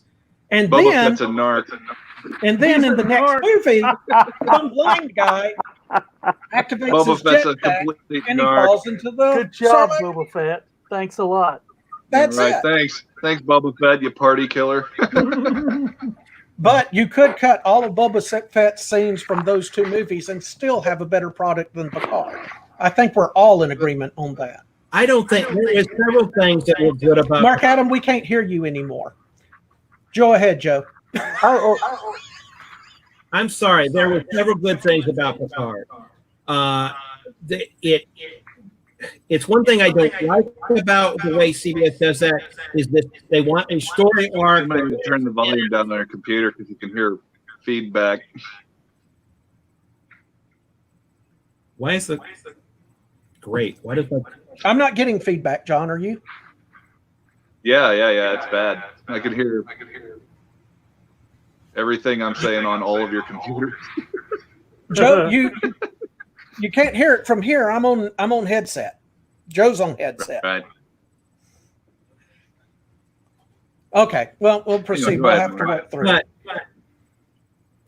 I can't figure. Do I have something running again? You were about to say that the Mandalorian won, Mark Adam. No, the problem is, as always, trying to compare two different genres together. Star Trek is a sci-fi program where Star Wars is sci-fi fantasy. There is a difference, and it's hard to compare the two. True, the problem with Picard is what is has been always the problem is that they want to do these arc shows where there's a story arc that takes 10 episodes or 12 episodes to get through. And Star Trek is not something like that. I've never agreed that Star Trek is a movie thing because most of the movies are just action. Star Trek is a thinking thing. And from that, they need to, because Star Trek is trying to bring our minds up from a certain point to go beyond what we are now. And how many women did Gene Roddenberry have to go through to accomplish that goal? Oh, jeez. How about we do this? Let's. Lucas only had Ronstadt. I will not sit here and have somebody say Star Trek is for thinking. Oh no, it's not. The first series was, given the time period it was released. The second series, you had the be-all, end-all Q. You had unbelievable stereotypical aliens coming out of the woodwork and all. You're not going to attempt an actual argument that Star Trek is the intellectual, as opposed to Star Wars, which is fluff. Star Wars changed life on this planet. Star Wars changed the way movies are made. Star Wars continues to innovate. We get poor Patrick George Stewart, Lucas said he was inspired by Star Trek. As Craig Yeah. says right here, Picard was just something I watched because I felt I had to as a fan. That's exactly right. The way I justified my CBS all access payment was, hey, the Twilight Zone is really freaking good. I mean, Ken Pill's got it going on with the Twilight Zone. Huh? I'm sorry, but is it really our fault though when like Netflix had Picard everywhere else in the world except for here in Canada? I mean, wouldn't the ratings have been better if it was on an equal playing field? I mean, I don't care much for CBS access, but I don't know how it could be more equal. You pay the money to see what you want to see. So let's do this. I mean, that's how many people? As equal as it gets. Yeah, but you're paying for everything Disney ever did versus you're paying for Star everything Trek CBS ever did. Okay, yeah, so but I mean, look what else CBS ever did. We're about Nothing. halfway. We're about halfway through, so maybe now let's transition to talking about the Mandalorian. Unless you want to do like final thoughts about the Picard, and then we'll go to the Mandalorian. I just think I like them both. I think there were certain things in the Picard that was very good, and you're just doing sour grapes because it's not US. Did you see the Mandalorian's ratings as compared to Picard? I don't worry about ratings. I'm not concerned about ratings. I am concerned about what I like to watch. Where's my sour grapes coming from? And how much of those ratings were due to the fact that it was the first Star Wars television show and everybody just wanted to see how it was going to turn out? How many? Well, okay, you got me there. Right? Like if this had been like the 12th Star Wars TV show. Star Trek has had a television show for how long and a reliable fan base? Wwhy didn't they turn out? Well, because half of them didn't want to get CBS All Access. Well, for any, I'm reading the comments too. For anybody that thinks I'm anti-Star Trek, I am not. I am all for good, solid Star Trek. I think Discovery's our best shot at that. Dan Daniel's a hater. Drinking that haterade. He's a hater. We're pulling your nerd card, man. Drinking that haterade. He's not biased at all. Stan's not biased at all wearing that Star Wars T-shirt.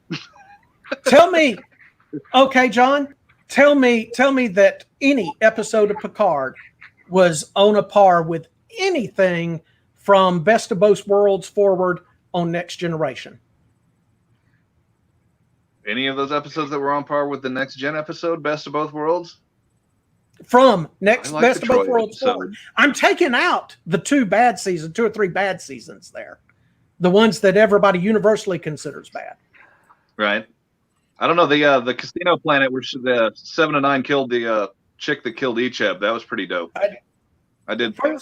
They had to go down there and trade the smuggler, the Borg smuggler, was just as good as Best of Both Worlds. Where like 7 of 9 beamed back and smoked a chick. I mean, come on, man. I mean, when does that ever happen in Star Trek? The good guy went back and murdered somebody.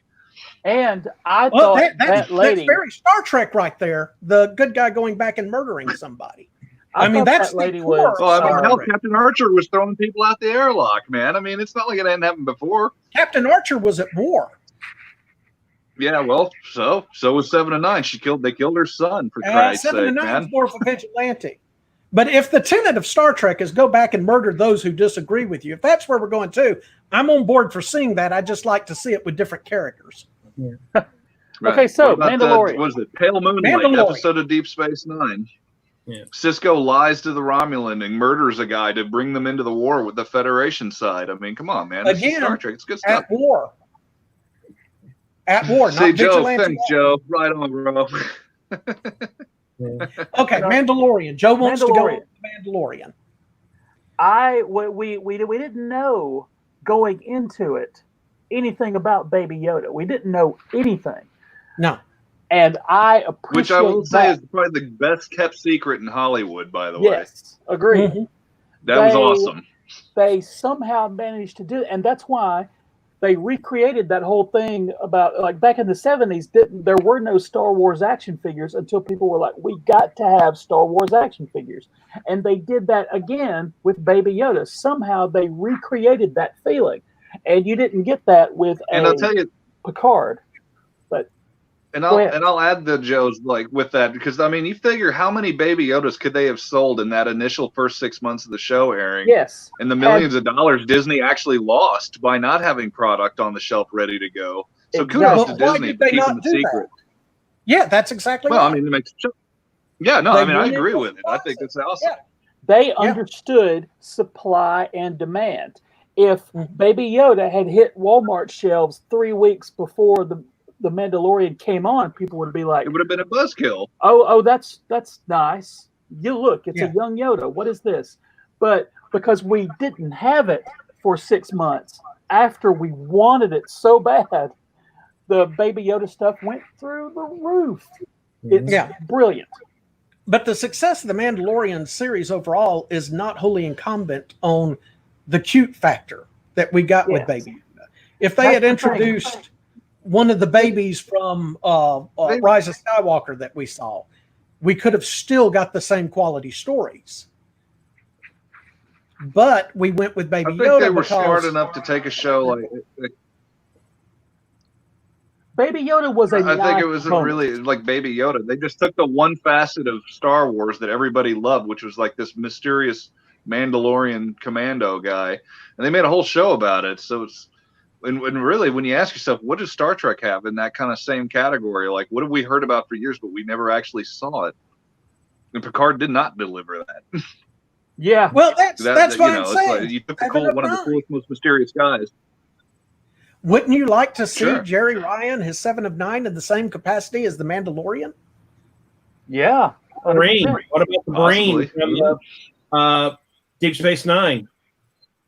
Well, but I like this comment there that said, "What if Picard had baby Data?" That would have been great. They did. Didn't he have 2 twins? He had 10 girls.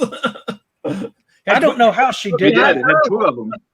I don't know how she went those first 2 episodes, and I was so engaged with that character, and that character dies, and it's the same actress playing essentially the same character, and from then on, it just completely changed.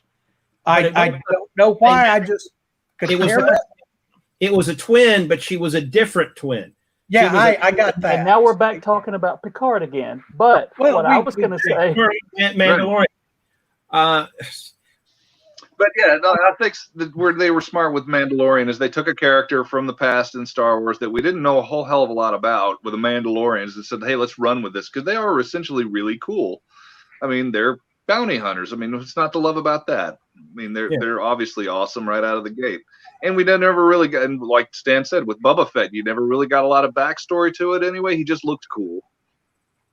And they tried to give away a figure in the 80s that they couldn't give away. So there's a whole lot of the Mandalorian situation on Clone Wars.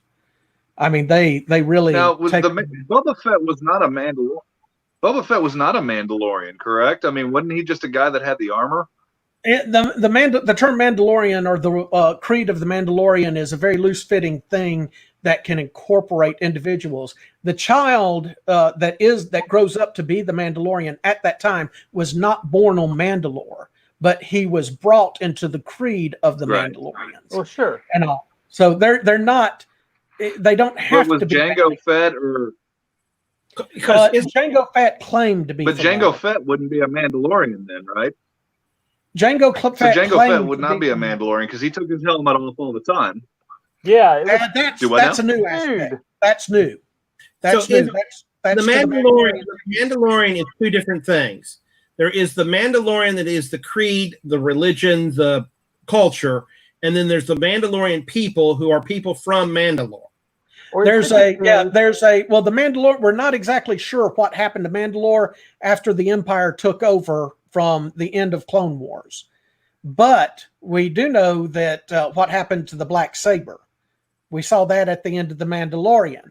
Now, the kid that grows up to become the Mandalorian, he was not born on Mandalore. But the Mandalorians took him in because they are a scattered race. Think about wandering in the desert. Like my buddy Craig. Yeah, so it's that sort of thing. There's a complicated mythos behind it. But yeah, Jango could have been from Mandalore. We just haven't got 110% confirmation on that. Boba Fett is a clone. So Boba Fett. Yeah. Boba Fett's a clone. So was Boba Fett a Mandalorian? That's a good question. Right. Well, he's got the armor he believes himself to be. So he would certainly, it's certainly on his business card. No, but that's true. So Boba Fett is a clone. He is technically Jango Fett because it's his clone. Yeah. So I mean, he could have passed the creed on to Boba Fett. So basically, what we've come. What, John? So we've come to the conclusion that Boba Fett is like the Kmart version of the Mandalorian. Pretty much, and I think we're going to learn that in the second season.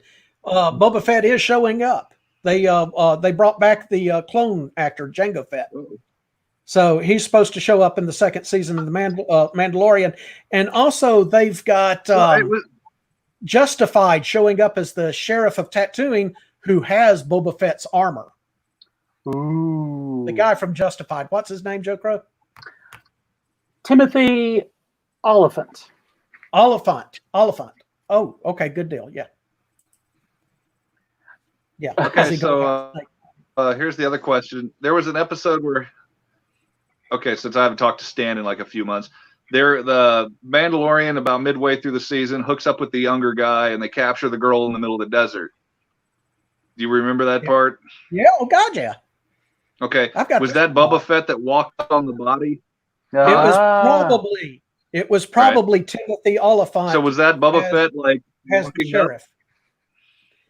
We don't know. We don't know that Boba Fett's even actually appeared. What we do know is in canon that Timothy Oliphant's character, the sheriff of Tatooine, has most of Boba Fett's armor. He got it from Jawas, and he turned around and declared himself sheriff. Pit. Nice. Yeah, okay, that's right. He turned around, declared himself sheriff, and ran off big mining. But is that still canon, or is that something that Disney's just cherry picking out? No, there is no cherry picking at Disney. Canon starts with Tarkin in the novels and moves forward from there. But yeah, that's in Aftermath, the Aftermath books. So Timothy Oliphant is showing up as the sheriff with Boba Fett's armor. I think that was him that walked up. Could have been Boba Fett. Certainly made the same little boot movement, but Boba Fett's going to show up. Sure. My hope just, is we don't know if that that was. my hope is that Agent May from Agents of S.H.I.E.L.D. isn't dead. I want to see her do more I don't stuff. think she's dead. I don't think they killed her off that quick. Oh, good. But I want to see I think more it of was her. probably a one-off.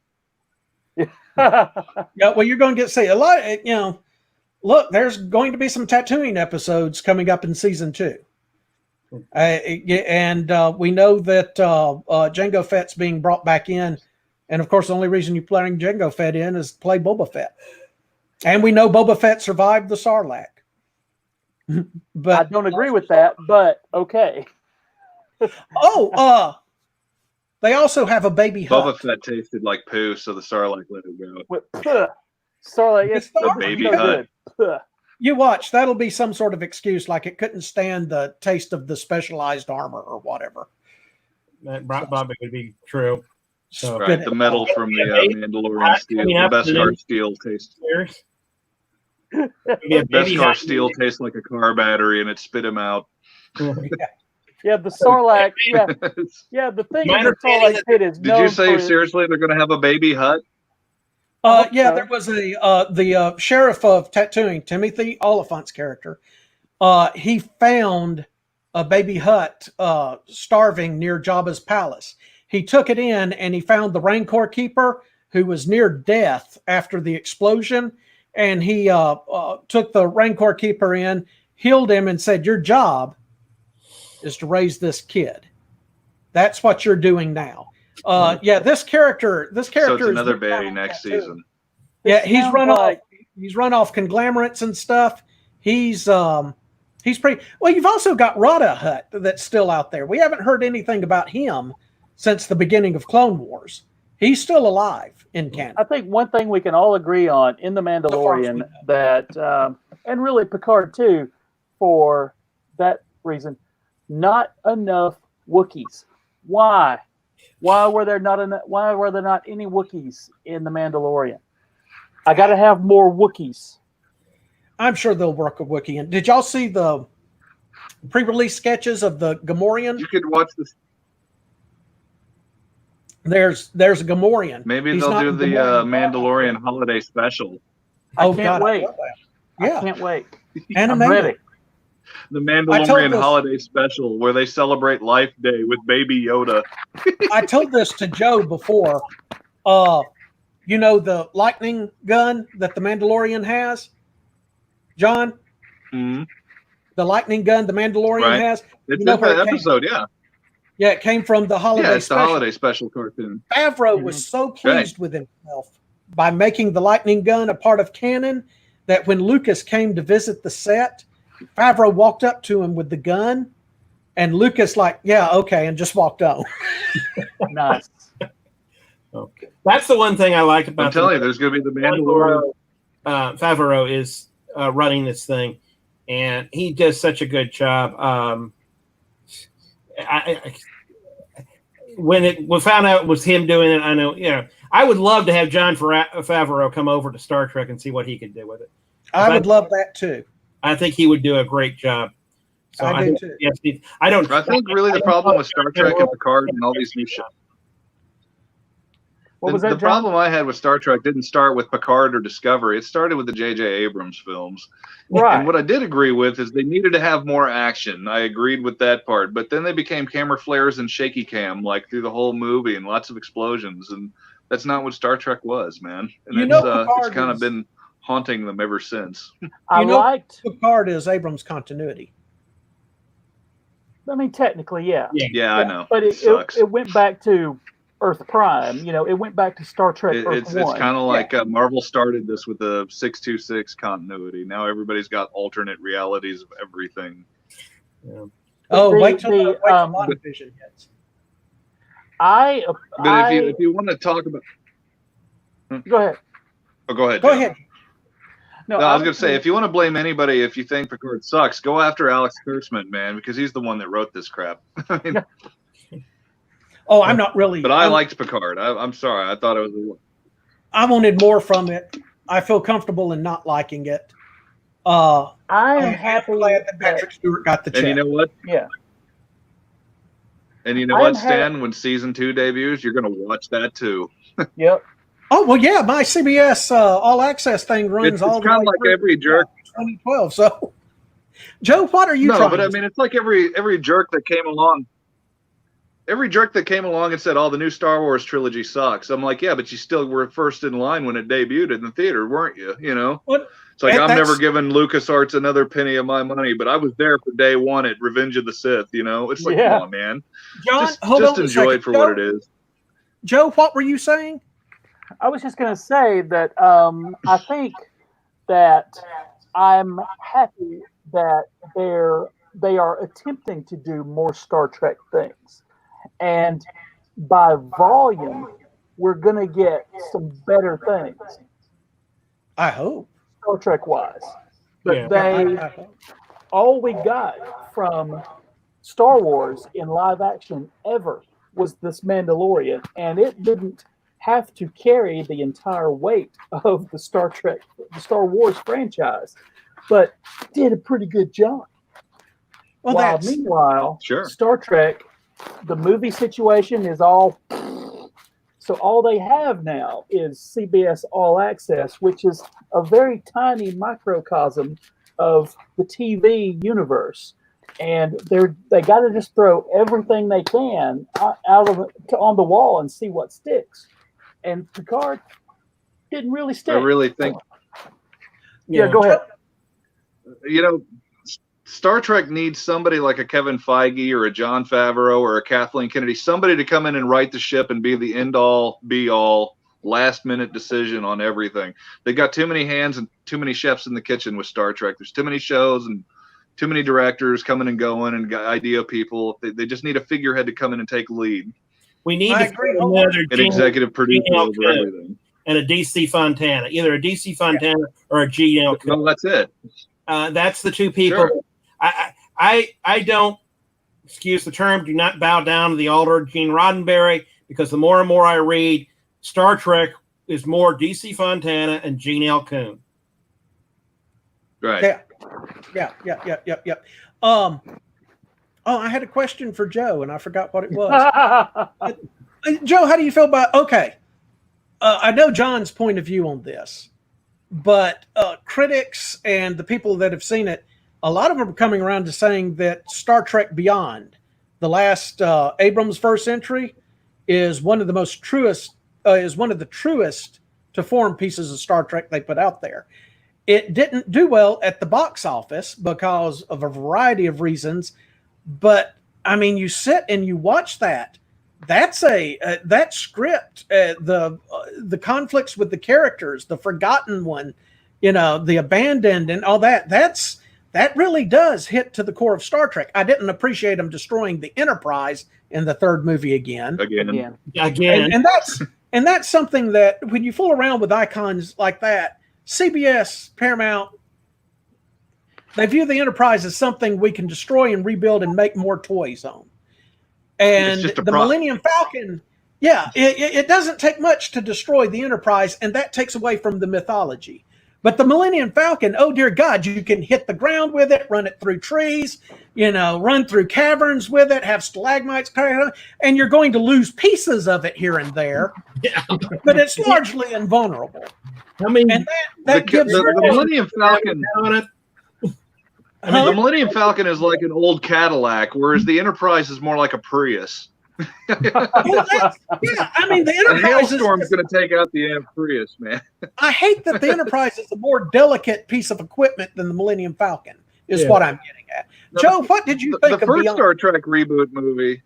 They did a really good job with it. I mean, they had so many great money shots of the Enterprise coming up out of the rings of Saturn. It was taking damage from left and right.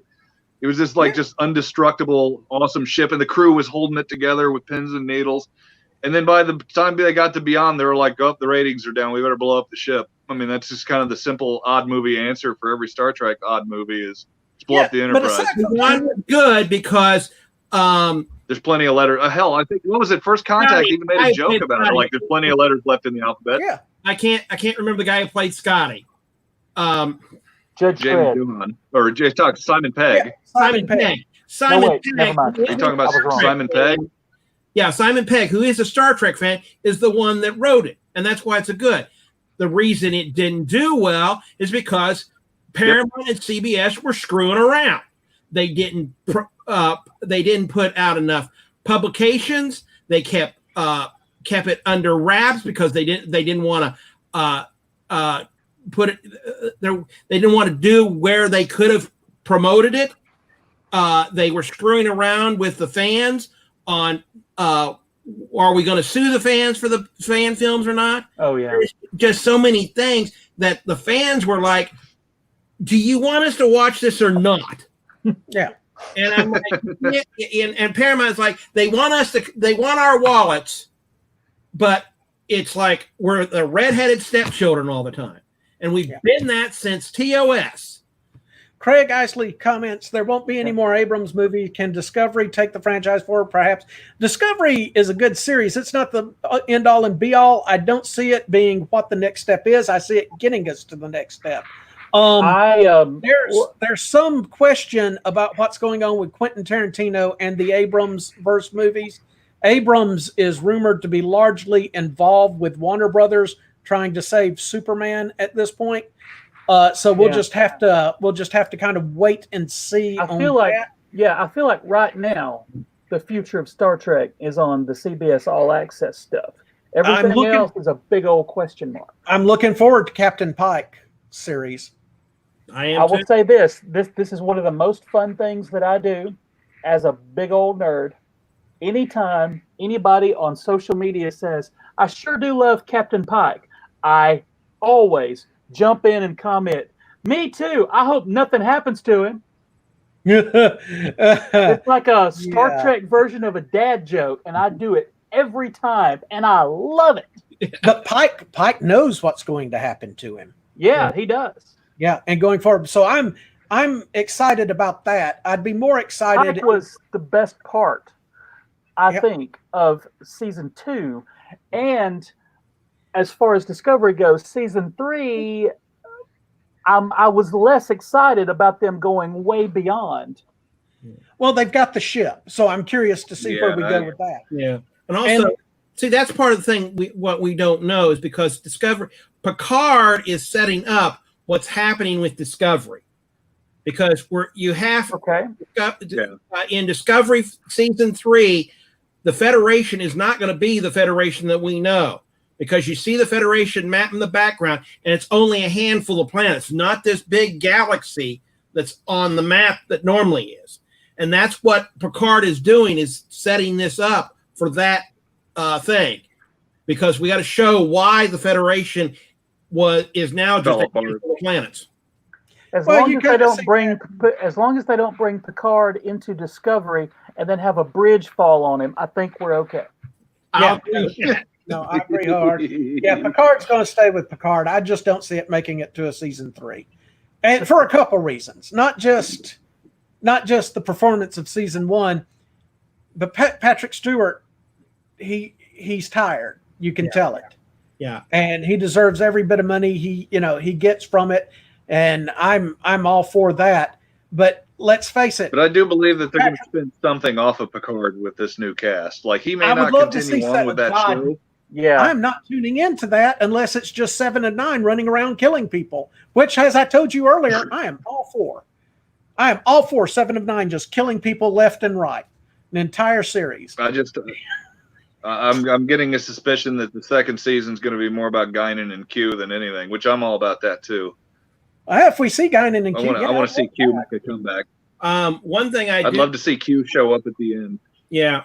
One thing I would recommend, if you've seen the TV show Picard, I do recommend picking up the book Picard. Cannot think of her name off the top of my head. The book was written years and years ago, wasn't it? No, not Picard, the autobiography. There was a book that they put out just recently. Oh. Just give me a second. Let me see if I can pull it up on the my computer. Una McCormick, The Last Best Hope. It takes place. It sort of gives you a background of what was happening to get the Romulans out of the problem that what is ever happening in the Romulus type of thing. A new one. All right, we're gonna have to round it up here. Mark Adam, plug yourself. I'm the president of the local Star Trek club, the USS Hephaestus, here in Birmingham, Alabama, which is affiliated with Starfleet International. One of the best award-winning. You are an award-winning club. One of the best fan-based clubs out there. Most Star Trek clubs have been run by Paramount. This is run by the fans. As is our ship. We have award-winning newsletter, and I'm also was commander of the year 2 years ago. John, plug yourself. I got nothing. John Anderson, if you don't know, I'm an out of work actor. I got nothing, man. COVID screwed everything up, man. I'm not on anything. I'm not going to be in anything. The whole acting business just went away. Just a nerd. I'm just sitting in a basement by myself. Did you not just do an audiobook? I did just do an audiobook, yes. And the audiobook's name is? Oh, crap. Dude, you did this thing for money and you don't know what it's. Thank you, Craig. John Anderson did an audiobook, and eventually he'll recall what its name is and post it on Twitter. There you go. That was a month ago. No, you know what? I am doing voice work stuff, and I am doing audiobooks, but I think Frankenstein's around the corner. We're going to finish that at some point. Cool. The What If guy. Yeah, see, my fiance's up there screaming at me like, "You asshole! I can't believe you did that." You know, it's like, sorry. Yes. The What If guy. Yes, look it out. Lauren Blakely's new book, The What If Guy. The What If. Nice. Okay. Joe Crow. I am a copywriter and an editor, and I'm available for hire. Just email me at YoJoeCrow on the Instagram and the Facebook. I'm doing virtual Dragon Con this year. Find all of our panels at facebook.com/groups/American Sci-Fi Classics. We're doing a panel on Airplane next week. And we're going to do panels on Teenage Mutant Ninja Turtles. And we did a panel a few weeks ago about mullets in 80s movies. So we have fun things. Go there and join us. I'm Stan Just don't bring Daniel. up the Mandalorian. I'm Stan Daniel. My heterosexual life mate, Albert Marsh, and I do Kingdom Casts podcast. I tell you what it's about, but I haven't got a clue. All right. Thank you, Hoover Library. Thank you, Justin. Thank you Hoover all Library. very much. This is wonderful panel. Thank you, Craig. And I think that's Albert in there too. And everybody that watched it, we enjoyed it. I'll see some of you tomorrow. Take care. Bye-bye.